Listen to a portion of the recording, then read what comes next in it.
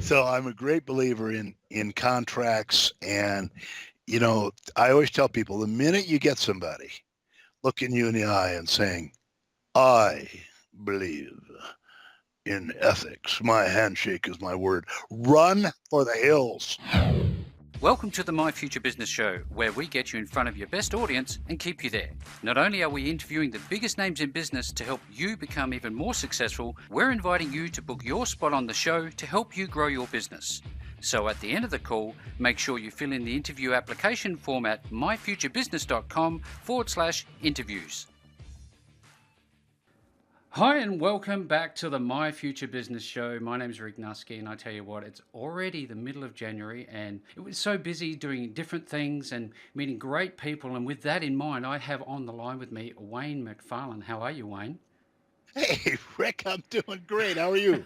I'm doing exceptionally well now. It's been one of those things where I can't wait to talk with you about your background, your experience with software as a business owner who has successfully sold your businesses. I know that you've worked with some of the major players such as Disney, IBM, Lockheed, Harley Davidson, Shell, and the list goes on and on. So how did that all come about from you, and where are you at the moment with your business? Well, right now, where I'm at physically is in Colorado Springs after a lot of time in LA. And we started our software business. I've been a serial entrepreneur since I was a kid. Mm-hmm. Why? I don't know. My family's background in merchandising is pretty much related to haggling over cheese. And but it always was attractive to me. And after a rather spectacular string of failures, we started the software business. Mm-hmm. Uh, and it was strictly business to business for major corporations.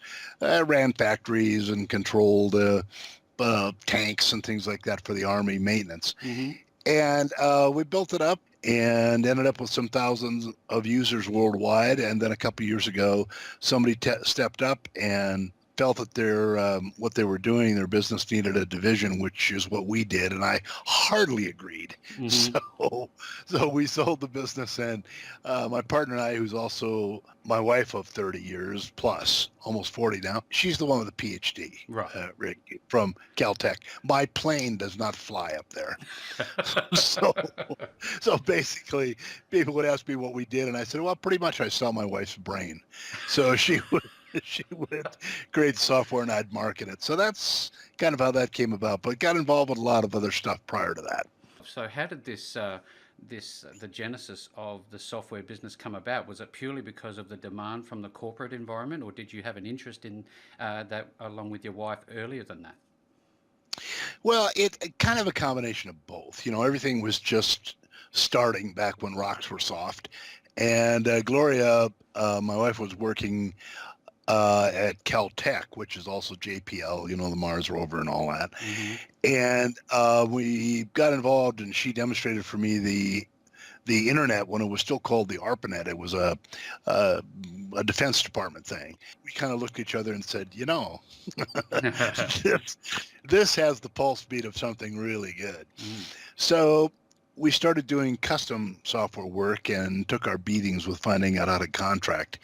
And then as soon as we could, we shifted to a internet model. The rest kind of is history. And after we sold out, decided that the world needed the next great American novel. So I wrote Tales from the Day, which is, there's a shameless plug, Rick, I apologize. Now No. available at Amazon and Barnes and Noble, right? And it's a series of stories kind of tangentially related to things you should know when you're running a business, hopefully running your life as well. But stories include things like the day we blew town with the monkey and the day they tried to kill us in Arkansas. So it's a rather strange tome, but I'm hoping the Coen brothers read it, Yeah, absolutely. It could turn it into a movie, no doubt. Brad Pitt could play me, no question. Well, I know from the reviews you're a wonderful storyteller, and I'd love to circle back on that in a little while. But you mentioned earlier you'd love to share some wisdom about business building. What would you say in terms of software in nowadays and business startups. Is there still room? It seems to be awfully crowded and it seems to get busier and busier every day. What's your take on that? Well, I think like anything else, we've seen a lot of technology come and go, and given the fact that the majority of businesses, as you know, fail, Hmm. I mean that's just the hard cold reality of it. The bottom line is that if most good software, for example, like any business service, comes from somebody else's perceived or need or their own need, that's where Facebook came from, for example, and Amazon, a lot of others, that somebody wanted to be able to buy books online and couldn't do it and thought, geez, maybe a lot of other people would like to do it. Hmm. So to answer your question directly, yeah, the field is really crowded, but I think most of the crowd is people deciding they want to come up with some software or some kind of product so they can get rich. Except that I don't think the really great products, the graveyards are littered with the bodies of Harvard MBAs who sat down and said, I think ordering dog food online is $1 million idea. Mm. No, not so much. And a lot of folks came up with ideas they thought were $1 million ideas, not because it filled a need they perceived that they wanted to fill in their own life. It was an artificial need that they ginned up and thought, well, maybe that'll fly. Mm. Mm. And usually it doesn't. So this is putting oneself before the actual value proposition. Let me give you an example. I think is your show. I was very struck by the concept of it because if there's anything that folks need who want to start out something, it's advice on how to get it up and rolling. Swimming in the sharks doesn't really get it, as you know. I mean, the field is just littered with landmines, and that's why the first 2 to 3 years of a business's life, that's the difference. That's hand grenade time. You pull the pin, and if it hasn't gone off, in 2 or 3 years, you're going to fail. I Yeah. mean, that's just what the statistics show. You've looked into a lot of different businesses yourself. You've created and sold. You've just mentioned the 3 year window from initial startup through to deciding either it's working or it's not. Uh-huh. Does that duration still ring true today, or is it a shorter time frame that people can to work with? Well, due to the internet and the potential of going viral, uh, we've all read the stories and heard the stories about Snapchat or whatever, Instagram, where people get out there and it goes viral, and suddenly a year later, I think YouTube was sold after 2 years of life, and Rick had never made a dime, not one penny. Hmm. I met one of the guys that that did that. I don't know. I think he killed himself with Big Macs, actually. But yeah, it was quite an interesting character. But they didn't turn a dime, not one dime, and sold it for, what was their sale? $1 billion, I think. Yeah. So there was a unicorn prancing around the office, and they started YouTube because the guy and his buddy who started it uh, wanted to post their videos so all their friends could see them. Hmm. And so off they went. So to answer your question, I think actually, depending on the field you're in, software is one. The startup time, the revolving time from concept to profit can be extremely short. Hmm. Uh, you know, 1 to 2 years, maybe sometimes less than a year, which is very unusual. But they hit slot machines in Las Vegas too, so it does happen. And I think it is a function of the world we live in now. To be honest with you, I do think the cycle time is a lot shorter now. Mm. Darn it, Darn it. darn it, where was that when I was starting?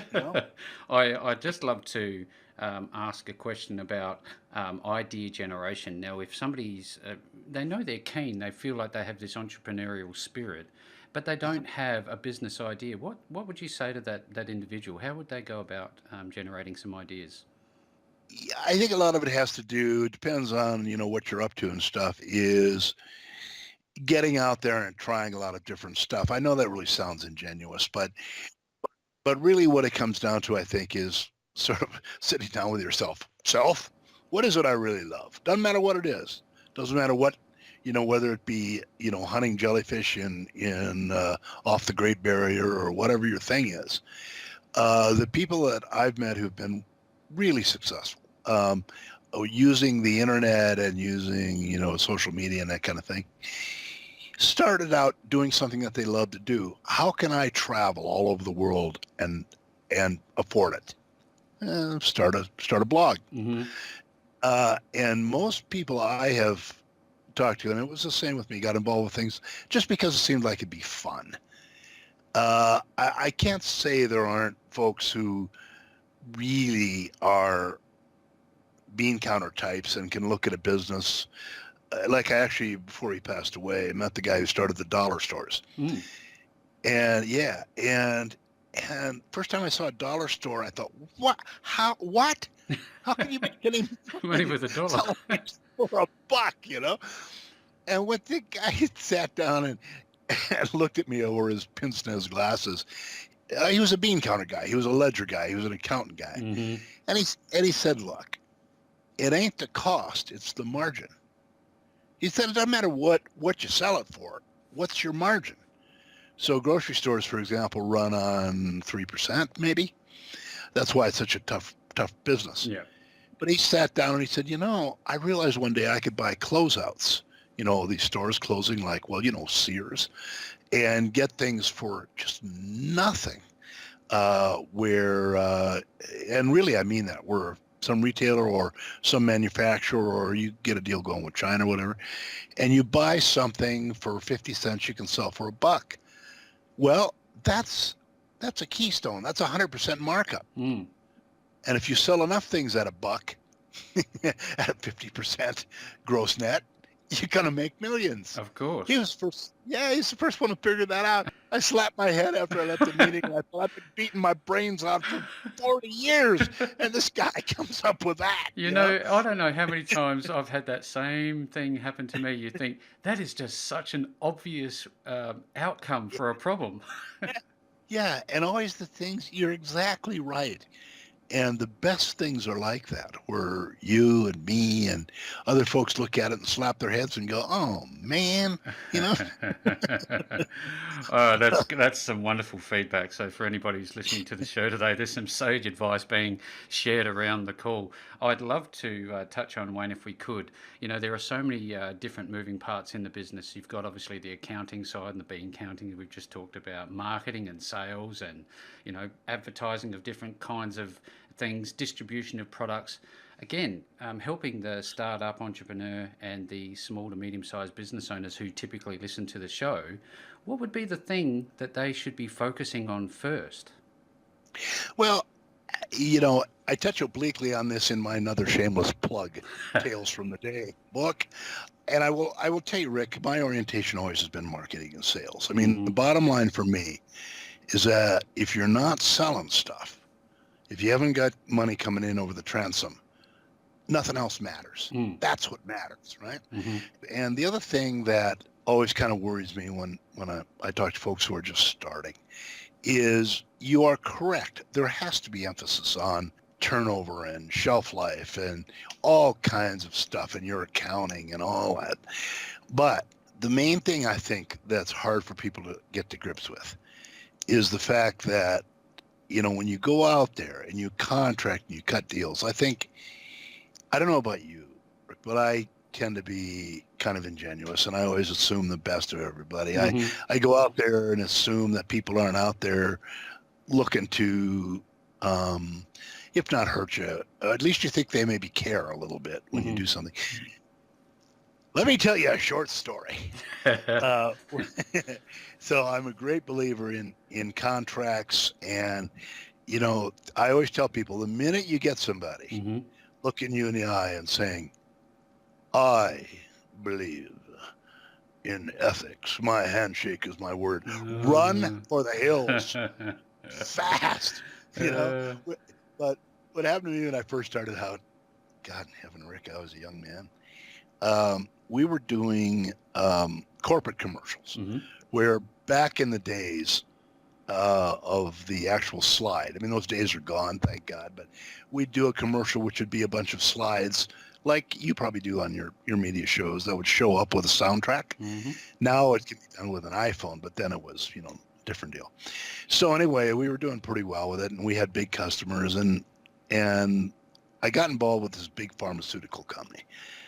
And Rick, I think the year I got involved with them, after everything they could steal and write off, they still made 500 million. Mm. So I was young, and I had contracts, but I wasn't as rigid about it as I got later. So I went to this guy, and he had this office, with carpet that you needed a native Sherpa to guide you through. It was so thick, and and he says, "I am the vice president. See that on my door?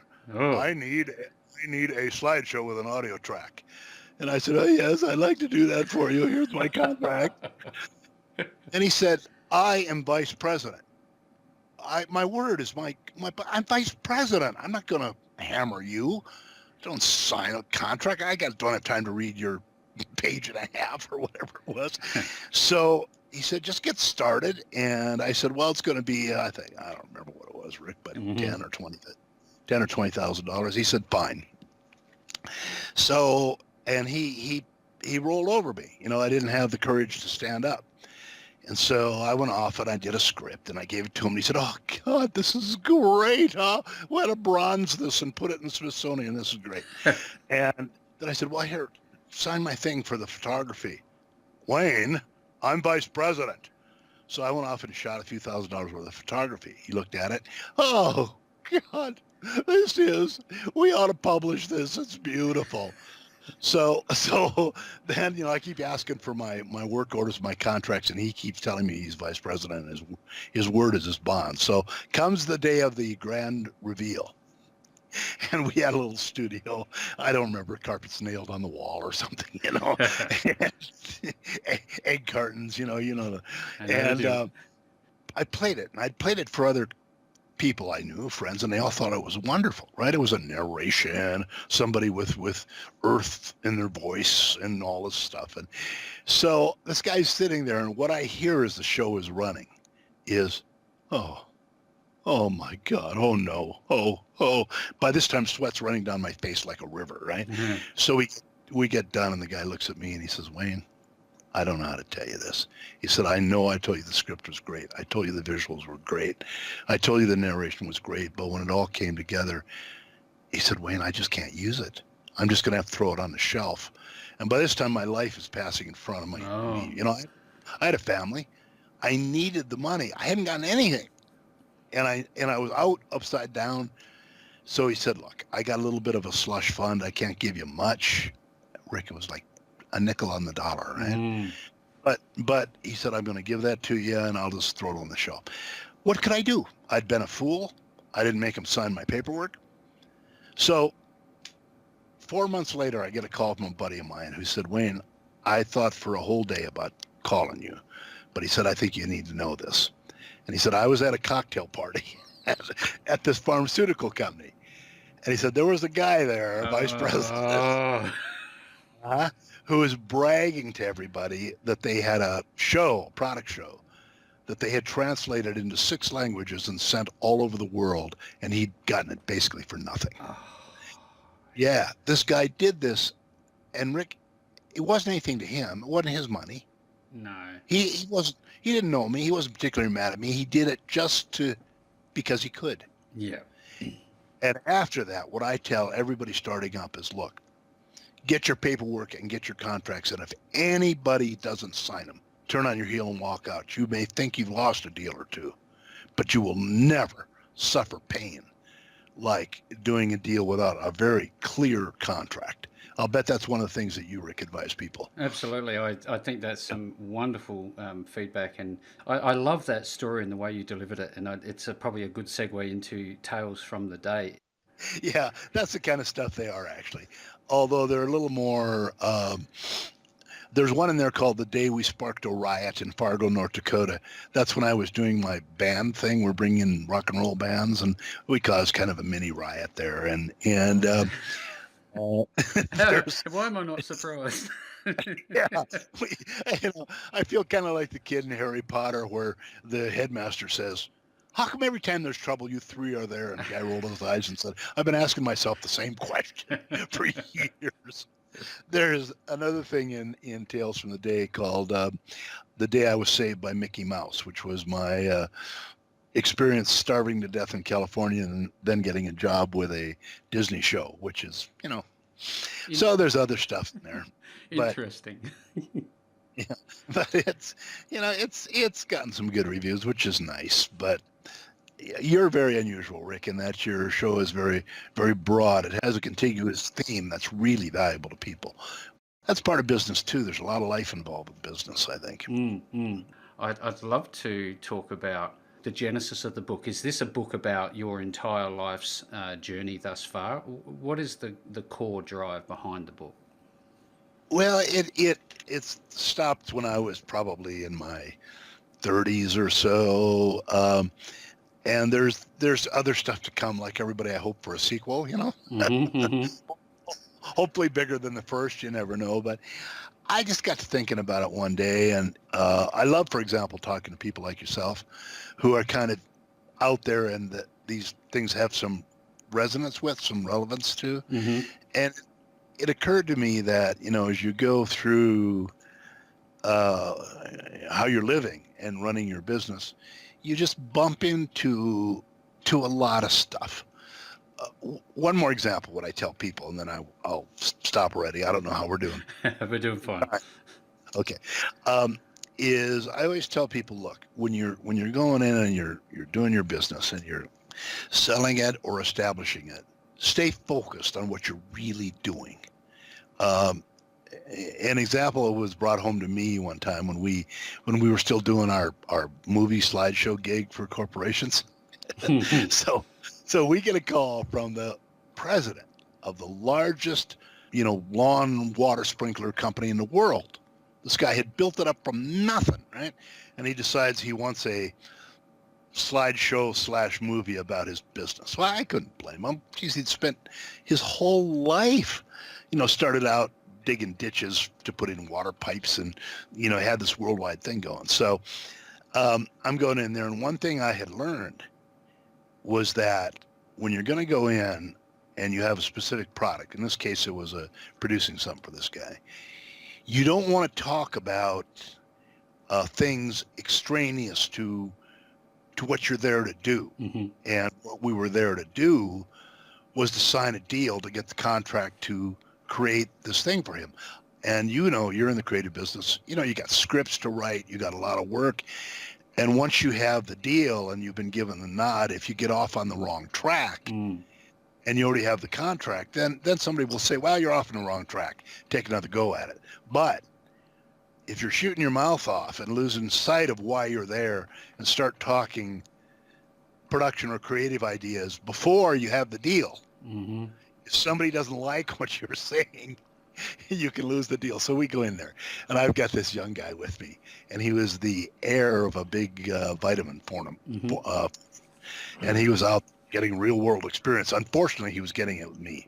So I sat down with him. I said, now listen, when we go in there, this is a huge contract. And I didn't tell him we needed it, but Rick, we needed it. hmm And so I said, don't talk creative ideas. I said, there'll be plenty of time to do that. I'll get you involved with it up to your ears. But first, you got to get the contract and get, the first check. Yeah.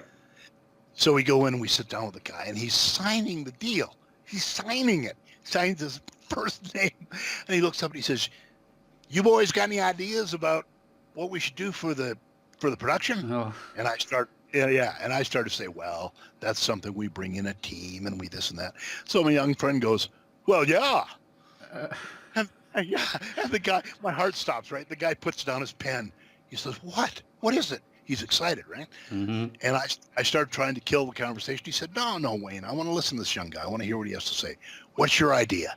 So my young friend says, okay, what we do is we open up with a camera, panning from the sun down to Mother Earth, go through the verdant green grass into the soil. And there in Mother Earth, we see your mascot. The guy's going, yes, what is it? What is it? And my young friend says, an earthworm.